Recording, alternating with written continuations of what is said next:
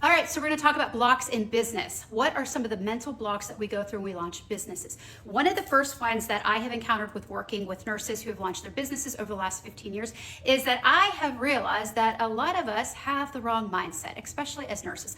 Our mindset has really been kind of drained, depleted, squashed, killed, sucked from our lives, sucked from our soul with our jobs that we are doing. And so what I have found when I was working with nurses and helping them launch their businesses was that we had to get their mindset right. And we really had to do a lot of undoing of what they learned inside of the healthcare system, because the healthcare system obviously is, I'll say it, it's there to enslave you. It's there to keep you locked in the box of the healthcare system. That's what they want to do, and I will talk openly about that in another series. I have a lot to say about that. Anyway, on this though, we're going to talk about the mental blocks that occur when you launch a business. And the first mental block that people face is fear. They fear being seen by everybody. They're afraid that their family's going to see them. They're afraid their friends are going to see them doing this business. They're afraid their coworkers are going to see them. And I'm here to tell you, number one, they don't care. Nobody cares that much about what you're doing. Nobody that is doing better than you is going to talk crap about what you're doing. Just understand that. Do you see people who are doing well in life throwing shade about other people? No, you only see the drones of society doing that. Could you imagine if Tony Robbins came out and was like, yeah, you know, that Oprah? No, that would never happen, because he's happy. He's happy with what he's done, and he's happy with himself, so he's not going to talk about other people badly. That's just not what happens out here. And so one of the things that I think when people start to investigate, you know, launching a business, they really start to get in their head, and they're like, I don't know, I can't do this. And they start telling people about their business ideas. And the first opportunity somebody has, they squash that idea. And a lot of these nurses believe it. And they're like, well, my mom said, or my dad, my friend, my this, my boss, my that. They said I need to have X, Y, Z. They said I need to have this. No, okay? Let's just stop right there. Anybody that is doing better than you is not going to talk down about what it is that you're trying to do. So just digest that and take that in for a moment. The other thing is, when you are working with people and you're all in the same sandbox together and you're all in the same pits of hell, then we all are working together cohesively. We're all like, yeah, we're all here together. We're all in the trenches. This is where we all belong. But when you start to look around and question, is there something better out there? Oh, that makes people uncomfortable. Why? This is fascinating to me.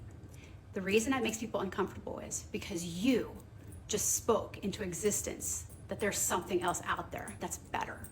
And that makes people uncomfortable, whether it's your friends, family, coworkers, boss, whatever. That makes them so uncomfortable, because now they're like, well, who does she think she is? How could she go and do that? She doesn't have the right degree. She doesn't have the right certification. She doesn't have the right money. They start throwing daggers at what it is that you're going to do, okay? That's the enemy, all right? You have to just recognize that. And this is why I tell people, don't tell everybody your plans and your dreams. Not everybody has that right to that access. Not everybody needs to know that. Keep it to yourself.